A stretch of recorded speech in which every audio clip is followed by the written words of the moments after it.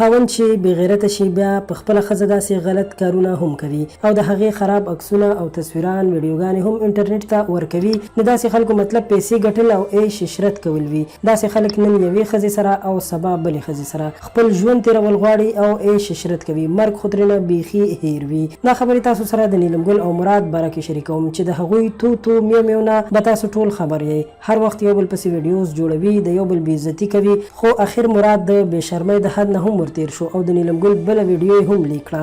که غواړئ چې ویډیو وګورئ نو تر اخره راسره اوسئ او پښتو پوسټ چینل هم سبسکرایب کړئ. دوستانو د نیلم ګل یو ویډیو باره کې خو به تاسو ټول خبر یې چې څنګه یې مراد ته خبرې کړې وي چې تا زه چلول یم او خلک به دې رانه راوستل، پیسې به دې راباندې ګټلې. د هغې نه پس مراد هم نیلم ګل پسې بد رد وویل. نیلم ګل یو بل ویډیو کلیپ کې ډېرې کنځلې کړي دي خو نوم پکې نه اخلي چې ولې دومره غوسه ده او دغه کنځل یې مراد ته کړي او که بل چاته یې کړي. خو دا ټوله غوسه د هغې په دې خبره پیدا شوې ده چې مراد زه ولې وشرمولم او زما ویډیو یې ولې لیک کړه. ځکه چې که انسان ډم هم وي نو لږ حیا عزت لري او نیلم ګل په خپل دغه لږ حیا عزت باندې هم یېرېده چې رانه لاړ نه شي. هغسې وشول. خلکو ورپسې ښه بدې ردې وویلې او اوس نیلم ګل بیا غوسه شوي او کنځل کوي.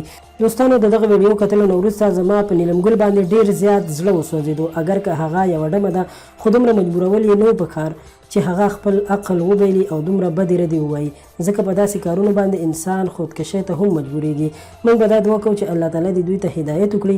متل دی چې خلک د بازار ډمې راولي او ښځه ترې جوړه کړي. مراد له پکارو چې ښځه یې ترې جوړه کړې وه، خو مراد په خپله حیاش انسان دی او ښځه باندې پیسې ګټي نو هغه به د خپلې ښځې څه خیال وساتي. د دې هر څه ذمهوار مراد دی ځکه چې په خپله ښځه باندې داسې بې حیا کارونه کول او ښځه یې په داسې بې حیا کارونو باندې عادت کړې ده. تاسو داسې خلکو ته څه پیغام لرئ او په دې باره کې څه نظر لرئ؟ خپل نظر را سره کمنټ کې خامخا ولیکئ. له نورو په زړه پورې ویډیوګانو لپاره پښتو پوسټ چینل سبسکرایب کړئ. ډېره مننه.